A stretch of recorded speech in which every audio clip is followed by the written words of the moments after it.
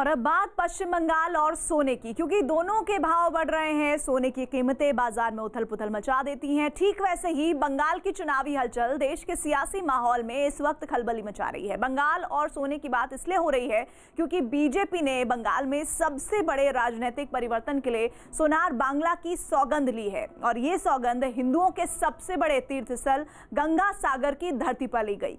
गंगा का सागर से जहां संगम होता है, आज उसी गंगा सागर की लहरों पर राजनीतिक तूफान उठा। बीजेपी इस तूफान में ममता सरकार के 10 साल के शासन को बहा ले जाने का दावा कर रही है, तो ममता इसे बीजेपी की डूबती चुनावी नाव बता रही है। लेकिन बंगाल के लिए शाह की सोनार बांग्ला सौगंध पर देखिए खास रिपोर्ट।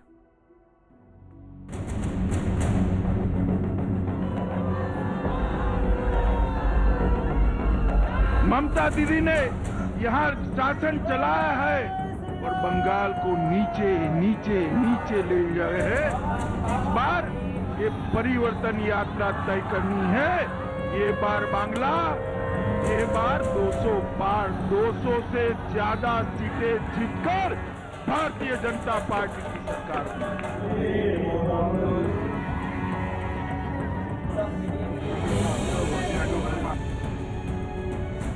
मित्रों, ये भारतीय जनता पार्टी की लड़ाई, ये बंगाल को सोनार बांग्ला बनाने की लड़ाई। जय श्री राम, जय श्री राम, जय जय श्री राम। गंगा सागर से सियासी मोक्ष।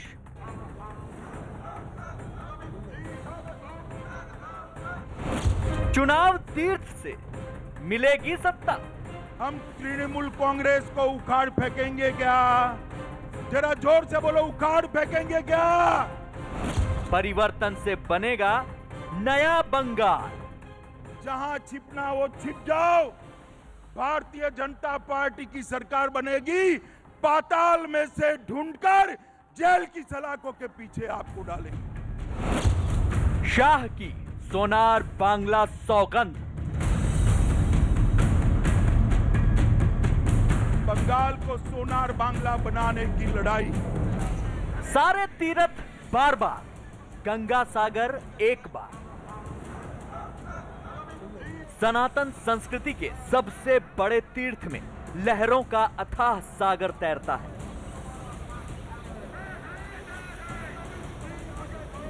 लेकिन अब गंगा सागर की धाराओं में सियासत का उफान उठने लगा है। गंगा सागर की धरती से बीजेपी के चुनावी रणनीतिकार और गृह मंत्री अमित शाह ने सोनार बांग्ला की सौगंध ली। तृणमूल कांग्रेस को उखाड़ फेंकेंगे क्या? जरा जोर से बोलो, उखाड़ फेंकेंगे क्या? जोर से बोलो, उखाड़ फेंकेंगे क्या? ये परिवर्तन यात्रा श्री नरेंद्र मोदी का संदेश लेकर आ रही है। हर विधानसभा स्तर पर बड़ी रैली होने वाली है। 1500 से ज्यादा सभाएं होने वाली है और हर बूथ के कार्यकर्ता इसके अंदर हिस्सा लेने वाले हैं। मित्रों, ये भारतीय जनता पार्टी की लड़ाई, ये बंगाल को सोनार बांग्ला बनाने की लड़ाई। बंगाल में चुनावी राजनीति की दिशा अब संस्कृतियों वाली सियासत के रास्ते पर है। संकेतों और संस्कृति वाली सियासत के राजनीतिक संदेश बहुत दूर तक जाते हैं। ये दो तस्वीरें बंगाल में बीजेपी के परिवर्तन संकल्प को बयां कर रही हैं। गृह मंत्री शाह साउथ 24 परगना के नारायणपुर में सड़कों पर पैदल चले, वोटर्स का अभिवादन किया। वहीं कुछ देर बाद परिवर्तन रथ पर सवार होकर चुनावी यात्रा को आगे बढ़ाया। बंगाल के चुनावी दौरों में गंगा सागर का ये दौरा कई मायनों में बहुत अहम है। गृह मंत्री अमित शाह का गंगा सागर दौरा नए चुनावी समीकरणों और संघर्षों की ओर दावा करता है। एक तरफ ममता बनर्जी बीजेपी के हिंदुत्व कार्ड को हराने के लिए गंगा सागर का जल घर घर पहुंचाने का वादा कर चुकी हैं, तो दूसरी ओर गंगा सागर पहुंचकर गंगा सागर के विकास का मुद्दा उठाकर गृह मंत्री अमित शाह ने ममता पर वार किया है। शाह के बंगाल दौरे की ये तस्वीरें संकेतों और सांस्कृतिक सियासत का संदेश बखूबी दे रही हैं। गृह मंत्री गंगा सागर तट पर पहुंचे और सनातन परंपरा के मुताबिक महातीर्थ वाले सागर को नमन किया। इससे पहले वो कोलकाता में भारत सेवाश्रम संघ पहुंचे, यहाँ स्वामी प्रणवानंद की पूजा की। फिर गंगा सागर तट के पास कपिल मुनि आश्रम गए, यहाँ विशेष आरती की। इसके बाद साउथ 24 परगना के नामखाना में शरणार्थी परिवार के घर भोजन किया। फिर काकद्वीप में रैली की और परिवर्तन यात्रा को रवाना किया और 200 प्लस वाले लक्ष्य को लेकर टीएमसी को ललकारा। मित्रों, परिवर्तन, हम सत्ता का परिवर्तन नहीं चाहते। ममता बनर्जी की सरकार निकालकर भारतीय जनता पार्टी की सरकार लाना हमारा लक्ष्य नहीं है। हमारा लक्ष्य है बंगाल की स्थिति में परिवर्तन हो। हमारा लक्ष्य है बंगाल की गरीब जनता में परिवर्तन हो। हमारा लक्ष्य है बंगाल की माताओं और बहनों की स्थिति में परिवर्तन हो। ये परिवर्तन यात्रा इसके लिए लाए। गृह मंत्री अमित शाह बंगाल के 2 दिन के दौरे पर हैं। दक्षिण 24 परगना जिले के काकद्वीप में जब रैली का मंच संभाला तो ममता सरकार की चौतरफा घेराबंदी की। इस बात पर लोगों का खास ध्यान दिलाया कि ममता कैसे हिंदुत्व की राह पर चलने की कोशिश कर रही हैं। टीएमसी का सिंडिकेट तोड़ने के लिए ललकारा, लेकिन ममता की सरस्वती पूजा पर भी निशाना साधा। सरस्वती पूजा होनी चाहिए या नहीं होनी चाहिए?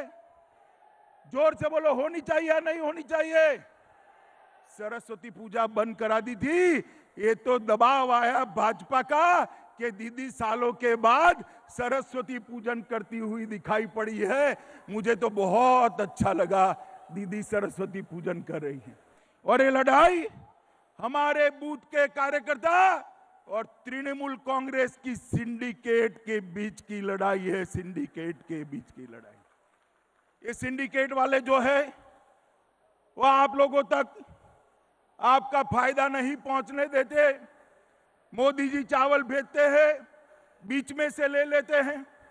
मोदी जी अम्फान की सहायता भेजते हैं, बीच में से ले लेते हैं। आपको अगर सीमेंट खरीदनी है तो उसको महंगा कर देते हैं। मुझे बताओ, ये सिंडिकेट वालों को बदलने का काम आप करोगे या नहीं करोगे? बीजेपी को उम्मीद है कि संस्कृति और संकेतों की राजनीति का ये दौर बंगाल में परिवर्तन की बुनियाद तैयार करेगा। इसीलिए गंगा सागर सिर्फ तीर्थ स्थल या राजनीतिक दौरे वाली जमीन नहीं, बल्कि वोट बैंक को साधने का सियासी अखाड़ा भी है।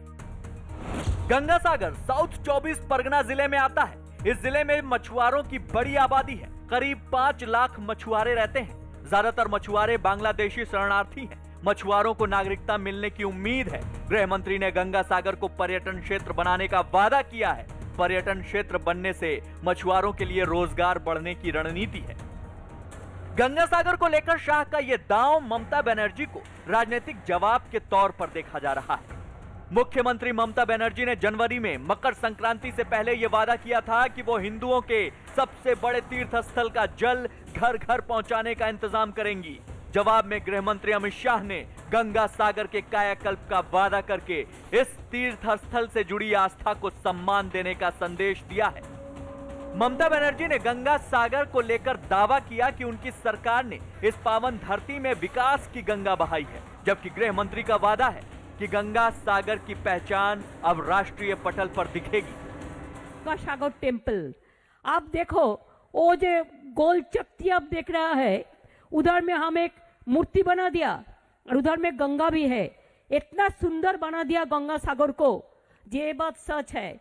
आगे सबाई बोलतो सब सागर एक बार, सब सागर बार बार, गंगा सागर एक बार। कि देखो पहले जिजिया कर था कि गंगा सागर में जो जाएगा उसको टैक्स देना पड़ेगा। हम सोचे ये क्यों करेगा, हमका गवर्नमेंट आने का पहले हमारा जिला परिषद को बोल के इसको हम हटा दिया था। मित्रों, ये गंगा सागर उसको हम अंतर्राष्ट्रीय पर्यटन सांस्कृतिक क्षेत्र के रूप में इसको हम विकसित करने जा रहे हैं। और गंगा सागर को केंद्र सरकार की प्रसाद योजना के तहत भी हम लेकर आएंगे। और जो मेला लगता है उत्तरायण के दिन, 14 जनवरी के दिन, वो मेले को अंतर्राष्ट्रीय मेला का हम दर्जा देकर पूरे दुनिया भर के यहाँ पर टूरिस्ट आए, इस प्रकार की बात करेंगे। गंगा सागर के सियासी महत्व को समझने के लिए आपको इस जगह के पौराणिक महत्व को समझना होगा। पुराणों के मुताबिक कपिल मुनि ने राजा सगर को श्राप दिया था। श्राप से राजा के 60,000 पुत्रों की मृत्यु हो गई।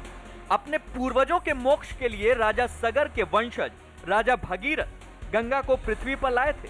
गंगा का सागर से यहीं पर संगम होता है। गंगा सागर में एक डुबकी लगाने पर 10 अश्वमेध यज्ञ का फल मिलता है। गृह मंत्री अमित शाह ने गंगा सागर की धरती पर पैदल चलकर वोट की खातिर परिक्रमा भी की। साथ ही ये भी बताया कि अगर गंगा सागर और बंगाल की सियासत में शुद्धता चाहिए तो परिवर्तन जरूरी है। प्रधानमंत्री नरेंद्र मोदी जी के नेतृत्व में गंगा सागर तक,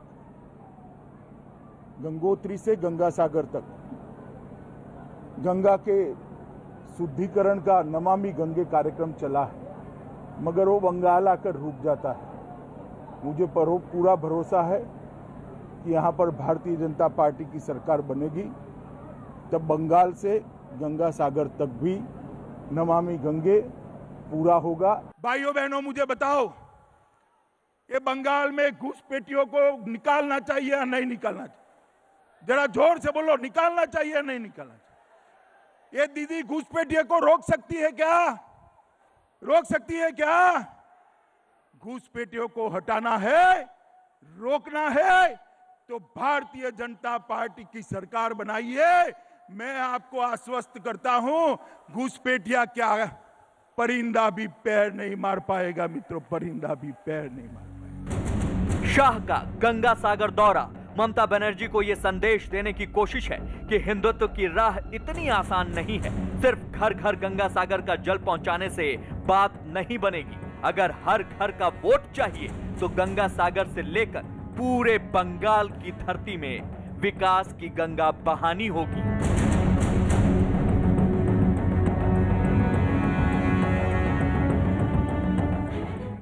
और कहानी यही खत्म नहीं होती। दरअसल बंगाल चुनाव जीतने के लिए बीजेपी ने पूरी ताकत लगा दी है। कई मोर्चों पर रणनीति बनाकर टीएमसी के नेता उनके वोट बैंक और सियासी समीकरण में सेंध लगाने की कोशिश कर रहे हैं, जबकि ममता बनर्जी सिर्फ बीजेपी को फॉलो कर रही है। इसलिए सवाल है कि क्या बीजेपी की फॉलोअर बनकर ममता बंगाल की सत्ता बचा पाएंगी?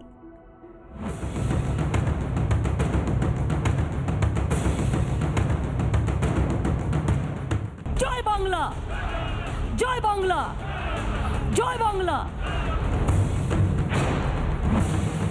स्पेशली ममता दीदी को भी जय श्री राम।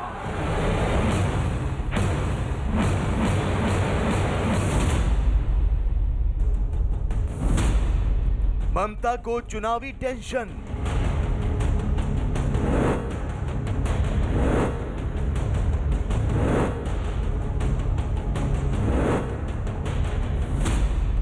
ममता के पास रणनीतियां खत्म।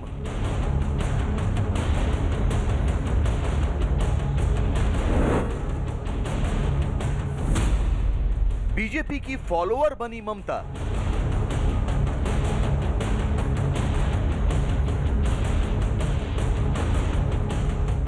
बंगाल में चुनावी रथों की परिक्रमा तेज हो चुकी है। बीजेपी और टीएमसी के बड़े नेताओं के दौरे जारी हैं। ममता बनर्जी के सामने बंगाल को अपने हाथों में बरकरार रखने की चुनौती है, तो बीजेपी ममता के हाथों से बंगाल छीनने की कोशिश कर रही है।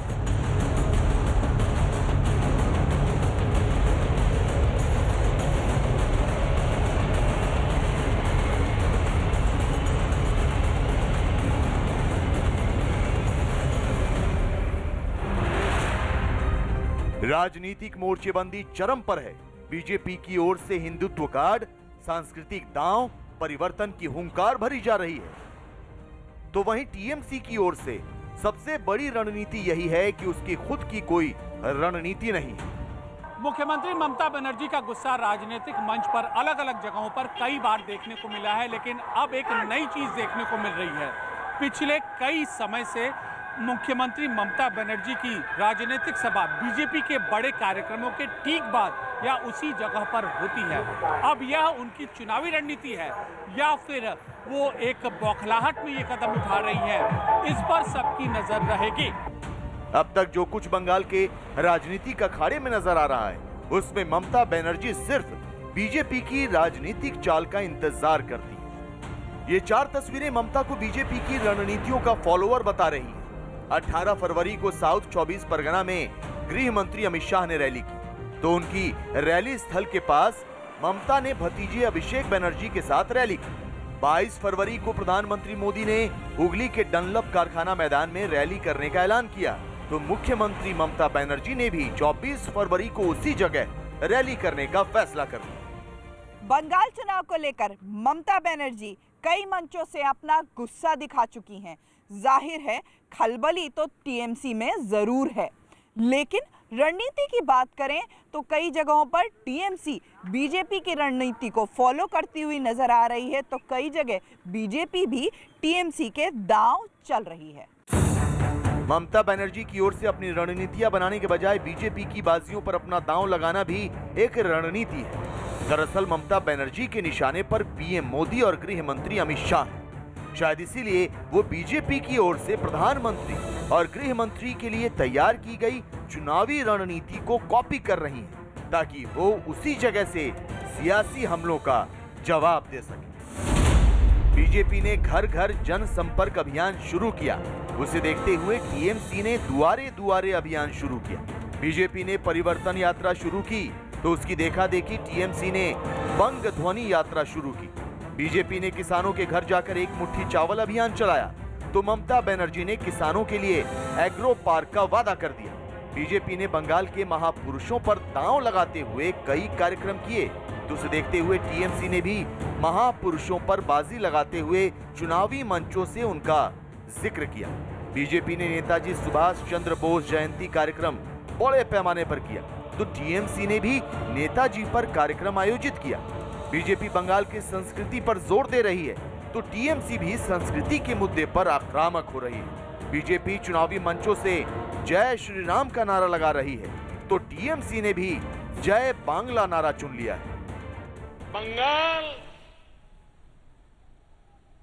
ममता की आस लेके जी रहा था, लेकिन 10 साल उसे निर्ममता मिली, निर्ममता मिली। ममता की अपेक्षा थी, निर्ममता का शिकार हो गया। पुराने उद्योगों में ताले लगते चले गए। नए उद्योग लगाने के लिए कोई उत्साह नहीं रहा। किसान को उतनी सुविधा नहीं मिलती जितनी मिलनी चाहिए थी। बंगाल चुनाव में बीजेपी को किसी खास रणनीति के तहत घेरने के बजाय ममता सिर्फ उसकी कॉपी कर रही है। गंगासागर क्या है, हम एक कर देगा, क्या कर देगा, छाई कर देगा, बोलो उन्होंने छाई कर देवे। हुगली जिले के शाहगंज में डनलप कारखाना मैदान में 22 फरवरी को प्रधानमंत्री नरेंद्र मोदी की रैली के 48 घंटे बाद उसी मैदान में मुख्यमंत्री ममता बनर्जी की जनसभा है। पीएम की रैली के लिए एसपीजी मुआयना कर चुकी है, तो टीएमसी के नेता भी डनलप कारखाना मैदान में दौरे कर रहे हैं। दरअसल ममता बनर्जी बीजेपी के दांव से ही उसे मात देना चाहती है।